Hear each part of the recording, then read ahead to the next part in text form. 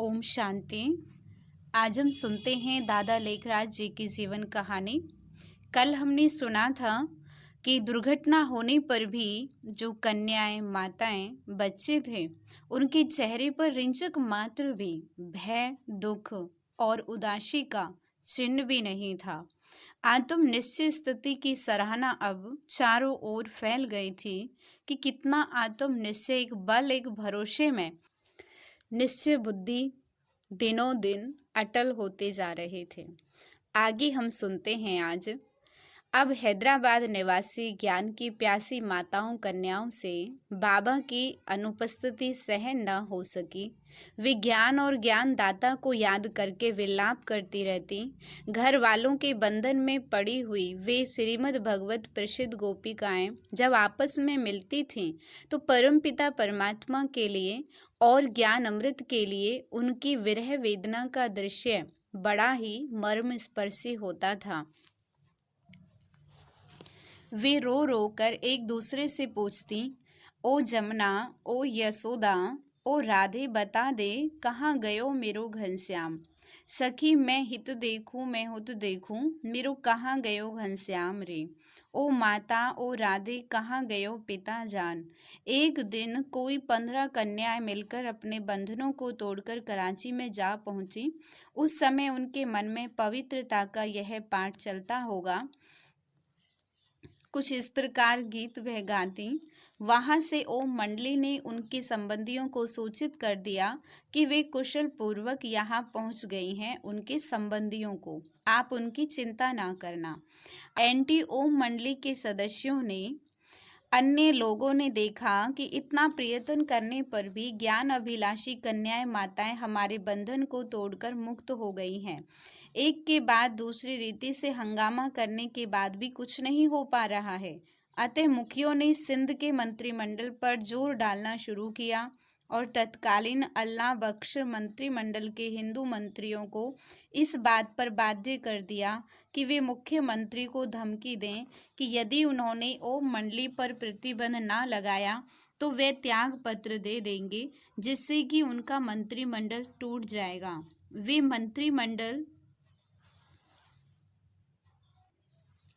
वे मुख्यमंत्री तथा विधि मंत्री पर जोर डालकर कुछ बालिग माताओं और सभी नाबालिग कन्याओं को भी ले गए और उन पर उन्होंने 4 गुना अधिक अत्याचार करना शुरू किया।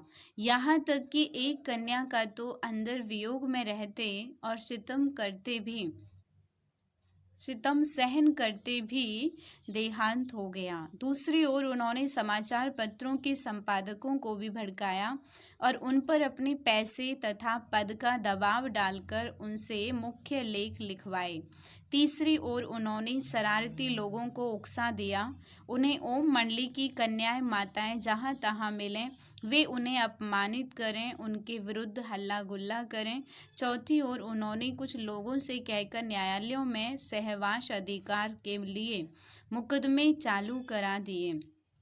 एक बार एक अभियोग के सिलसिले में ओम मंडली की व्यवस्थापक समिति की प्रधान ओम राधे जी को न्यायालय में साक्षी के तौर पर बुलाया गया था, कुछ बातों का वार्तालाप करने के लिए, क्योंकि माताओं, कन्याओं के इस ईश्वरीय ज्ञान यज्ञ की संभाल करने के लिए दिव्य गुणों की मूर्ति ओम राधे ही निमित्त थी। लोगों ने सोचा था कि कोर्ट में ओम राधे जी से उल्टे सुल्टे प्रश्न किए जाएंगे और इससे हम इस संस्था को बदनाम करेंगे, परंतु हुआ इसके विपरीत।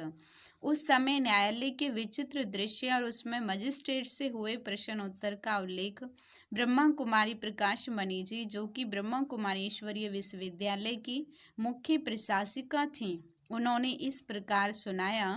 कोर्ट में कौतुक। ओम राधे जी के साथ में हम अन्य 4 बहनें भी न्यायालय में जाने के लिए प्रवेश पत्र मिला। हम कराची से हैदराबाद उस न्यायालय में आई थी। कोर्ट का कमरा लोगों से भरा हुआ था, उनमें काफ़ी संख्या में मुसलमान लोग भी थे। वहाँ पुलिस के इंस्पेक्टर आदि भी मौजूद थे। जब हमारी कार कोर्ट के बाहर आकर रुकी थी तो वहाँ भी भीड़ को काबू रखने के लिए काफ़ी पुलिस का प्रबंध था। ओम राधे जी के साथ हम पांचों ईश्वरीय बहनों ने कोर्ट के कमरे में जब प्रवेश किया था तो सभी लोग उत्साहपूर्वक हमारी ओर देख रहे थे। ऐसा लगता था जैसे कि आज सारा शहर यहाँ इकट्ठा हो गया है। हम लोग बिल्कुल निर्भय अवस्था में थीं, क्योंकि हमें यह ज्ञान मिला हुआ था कि संसार जीत हार का खेल है। इसमें एक की जीत दूसरे की हार तो है ही। अतः हमारी स्थिति ऐसी थी जैसे कि हम खेल देखने आई हों। बाबा के द्वारा हमें जो इतना उच्च ज्ञान मिला था, उसके होते हुए हम डरती क्यों? फिर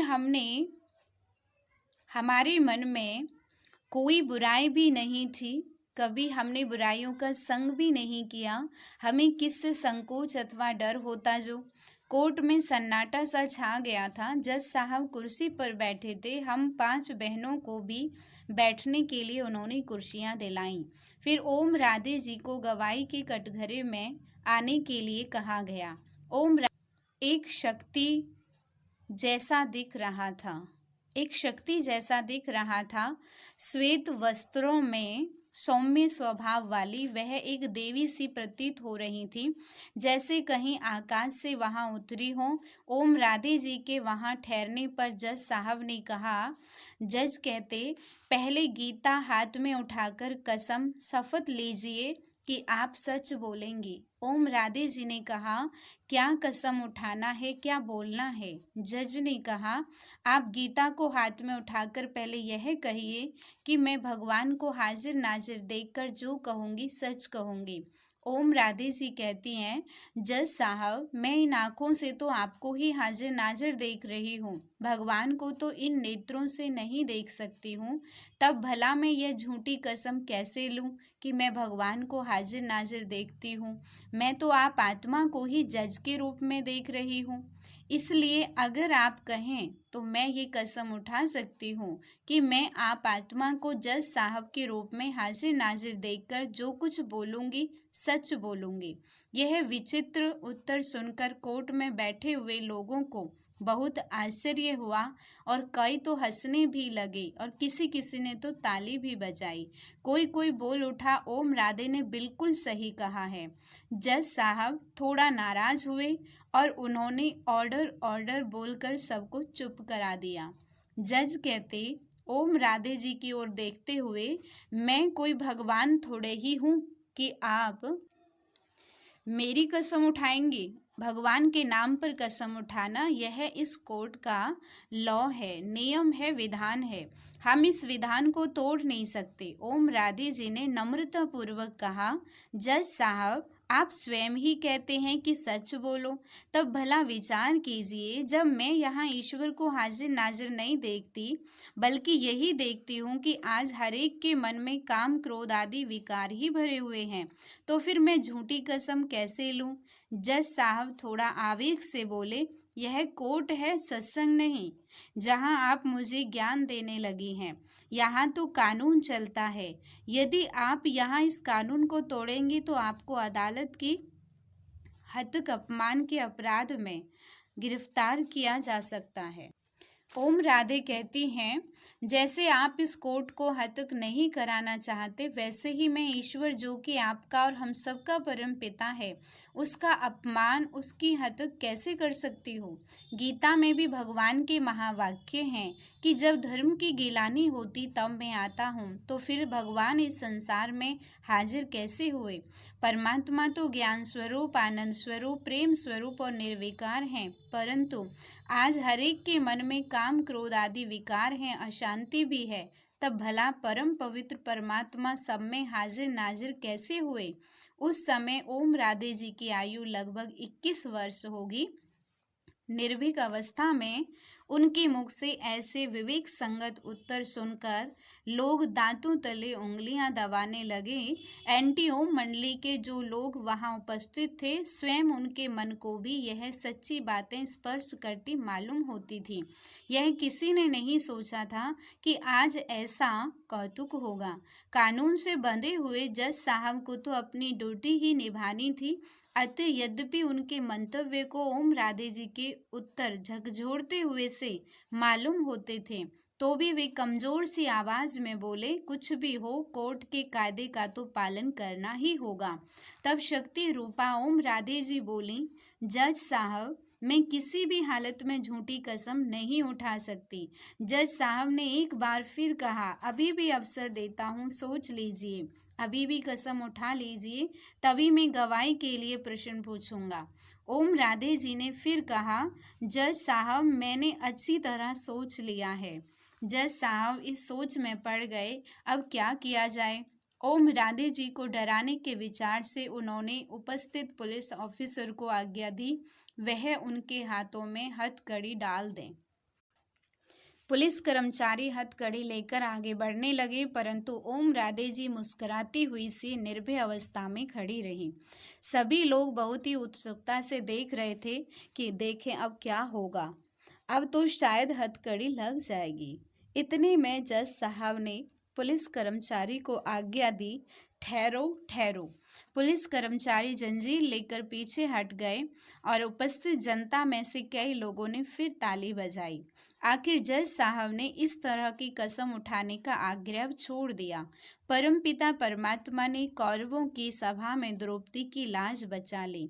अब जज साहब ने दूसरे प्रश्न पूछने शुरू किए। जज कहते, अब ये बताइए, आप सभी इतना रोकने पर भी घर बार छोड़कर दादा के पास क्यों चली गई। ओम राधे कहती हैं, जज साहब क्या आपने कभी श्रीमद् भगवत गीता पढ़ी है। जब भगवान मुरली बजाते थे तो गोपियां उस मुरली के पीछे क्यों भाग जाती थीं? तब उन पर मुकदमा क्यों नहीं चला? वह यही ज्ञान मुरली ही तो थी। अब भी हम उसी ज्ञान मुरली की सदा अभिलाषी रहती हैं। जज साहब, जब कई पुरुष लोग संन्यास ले लेते हैं और घर बार छोड़ जाते हैं तो उन पर मुकदमा क्यों नहीं होता? उनसे यह प्रश्न क्यों नहीं पूछा कि भगवान के लिए तो नर और नारी एक समान ही हैं। अब उसने हम माताओं को ज्ञान कलश दिया है, अतः अब जब हम माताओं को पवित्रता और ईश्वरीय ज्ञान का चांस मिला है, जब हम माताएं ज्ञान और पवित्रता का जीवन प्राप्त करने के लिए ईश्वरीय सत्संग में जाती हैं, तो हमसे ये प्रश्न क्यों पूछा जाता है। जज साहब, ज्ञान अमृत पीने के कार्य में संबंधियों की ओर से जो हमारे मार्ग में रुकावटें पड़ती हैं, वे माताओं पर जो अत्याचार करते हैं, उसी के परिणाम स्वरूप ही ऐसा हुआ है। हम घर बार छोड़ते ही क्यों? इस प्रकार जज ने और भी कई प्रश्न किए। उदाहरण के तौर पर एक यह प्रश्न भी पूछा। जज कहते, भला दादा आप सबकी आंखों में डालने के लिए कौन सा सुरमा या अंजन देते हैं। ओम राधे कहती है, जज साहब क्या आपने शास्त्र पढ़े हैं। जज कहता है, जी हाँ कुछ तो पढ़े हैं। ओम राधे कहती हैं, आपने पढ़ा होगा कि ईश्वरीय ज्ञान को अंजन भी कहा गया है। एक पद भी है, ज्ञान अंजन सतगुरु दिया, अज्ञान अंधेर विनाश। अब सतगुरु परम पिता परमात्मा ज्ञान देते हैं तो आत्माओं का अंधेरा अज्ञान का मिट जाता है। तो वही ज्ञान अंजन अब हमें परम पिता परमात्मा देते हैं, जो कि हम औरों को भी देते हैं। जज कहते, दादाजी के कितने बच्चे हैं। ओम राधे जी ने कहा, जज साहब हम दादाजी के शरीर को नहीं देखती हैं, हमें तो दिव्य चक्षु द्वारा उनके तन में प्रविष्ट हुए परमपिता परमात्मा का अनुभव दिव्य साक्षात्कार होता है। अब आप ही बताइए कि भगवान के कितने बच्चे हैं। क्या कोई मनुष्य पूरी गिनती कर सकता है। भगवान तो त्रिलोकीनाथ हैं, सभी उनके बच्चे हैं। केवल हम उनकी बच्चियां या बच्चे नहीं, बल्कि आप भी उनके बच्चे हैं। जज साहब ने ये सभी उत्तर शांत होकर सुनते रहे और लिखते भी रहे। ओम राधे जी भी कटघरे से नीचे उतरकर हमारी ओर आई। जनता ने एक बार फिर तालियां बजाईं। विभिन्न समाचार पत्रों के रिपोर्टर, संवाददाता भी कोर्ट में बैठे ये प्रश्न उत्तर लिख रहे थे। हम जज से विदाई लेकर चली आईं। दूसरे दिन प्रातः हमने कराची में लौटकर बाबा को सारा समाचार सुनाया, परंतु बाबा को समाचार पत्रों द्वारा पहले ही सब मालूम हो गया था। वे शांत, साक्षी और निश्चिंत अवस्था में थे। आगे सुनते हैं हम दादा के जीवन कहानी को कल। ओम शांति।